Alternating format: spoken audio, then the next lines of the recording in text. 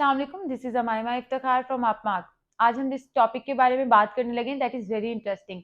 हमने पिछले कुछ टाइम में देखा कि ऑस्ट्रेलिया में एकदम काफ़ी सारे रिफ्यूज़ल्स आना शुरू हो गए थे और आपको ऑब्वियसली एक क्यूरियोसिटी होती है कि ऐसी क्या रीज़न है कि एप्लीकेशन रिफ्यूज़्ड पे रिफ्यूज़्ड हुई जा रही हैं।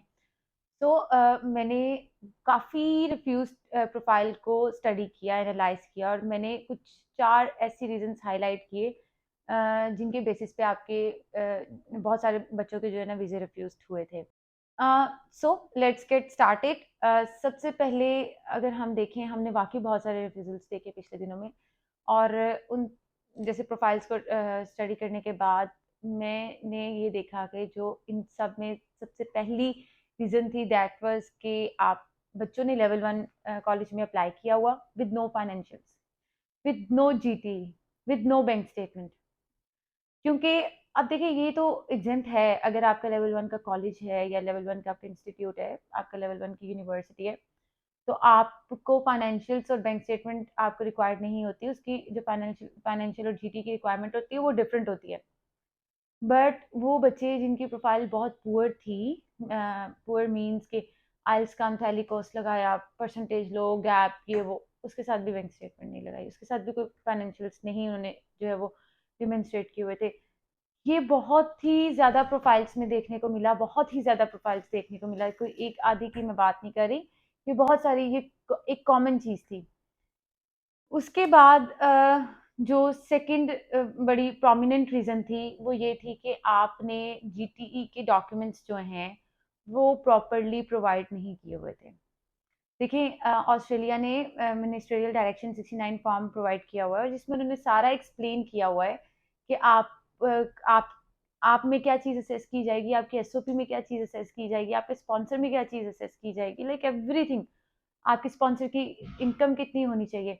अब यहाँ पे क्या, अब यहाँ पे बच्चे कहाँ लैग करते हैं कि उनको लगता है कि there is no difference between source of income and assets. अच्छा, हालांकि इनमें एक फाइन लाइन है। Asset is something different and your source of income is something different. आपकी लेट्स से कि अगर सोर्स ऑफ इनकम की रिक्वायरमेंट 10 मिलियन है तो आप 10 मिलियन के एसेट्स जो है डिमॉन्स्ट्रेट या उनको वो प्रोवाइड नहीं कर सकते उनके डॉक्यूमेंट्स, क्योंकि उससे आपको कोई इनकम तो जनरेट नहीं हो रही। सो हमने ये देखा कि ये भी एक प्रोमिनेंट रीजन थी बिहाइंड सच रिफ्यूजल्स। उसके बाद जो एक रीजन मैंने ये देखी कि बच्चों को या जहाँ से भी वो प्रोसेस करवा रहे होते हैं उनको मिनिस्ट्रियल डायरेक्शन 69 के बारे में कुछ भी नहीं पता। उनको नहीं पता कि हम किस तरह से असेस होंगे। उनको ये नहीं पता कि एक स्टूडेंट और उनका स्पॉन्सर, उनके टाइज, उनकी हर चीज़ किन बेसिस पे असेस होगी। और ये जो इस चीज़ में लैक ऑफ अंडरस्टैंडिंग थी, ये बच्चों को भी कॉस्ट की बहुत सारे, ठीक है? ऐसी-ऐसी प्रोफाइल्स भी अप्लाई की हुई थी जो लिटरली एलिजिबल नहीं थी, लिटरली। क्योंकि वहाँ पे जो कॉलेजेस थे उन्होंने एडमिशन दे दिया एंड उनके वीज़े जो है वो वीज़ा एप्लीकेशन वो लॉन्च की हुई थी। ये सब रीज़न्स की वजह से बहुत सारे रिफ्यूज़ल्स आए हैं। मैंने ये ऑब्ज़र्व किया।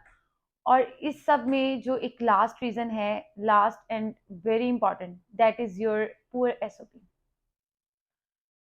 एसओपी की भी जो उन्होंने रिक्वायरमेंट है, एसओपी में वो क्या असेस करेंगे और किन बेसिस पे असेस करेंगे वो भी उन्होंने प्रोवाइड की हुई है।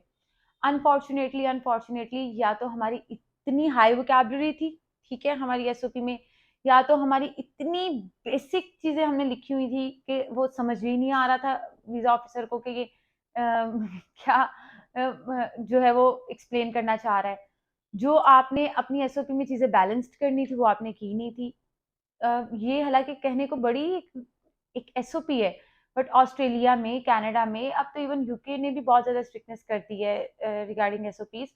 तो ये दोनों कंट्रीज़ तो आपको, अगर आप देखें, अगर आपका वीज़ा एप्लीकेशन है, आप उसमें सारे डॉक्यूमेंट्स देते हैं, आप ये जितने मर्ज़ी अच्छे आपके डॉक्यूमेंट्स हो जाए, आपने मिनिस्ट्रियल डायरेक्शन 69 को जो है फॉलो किया, आपने सही डेमोंस्ट्रेट की इनकम, सोर्स ऑफ इनकम, आप source of income, source of funds and bank statement according to their requirement आपने डेमोंस्ट्रेट की।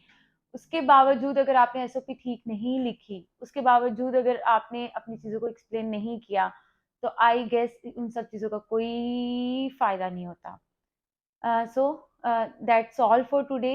मैंने आई ट्राइड माय बेस्ट कि मैं आपको सारी रीजंस के बारे में जो है डिटेल एक्सप्लेन कर सकूं। अगर अभी भी आपका कोई क्वेश्चन है regarding Australia, Australia application, Australia process, या कोई आपको जीटी में कोई प्रॉब्लम आ रही है, कुछ भी आ रही है, कुछ भी प्रॉब्लम है, तो यू कैन कॉन्टेक्ट मी। आप की स्क्रीन पे नंबर आ ही रहा होगा। So thank you so much for watching this video. Allah हाफिज़।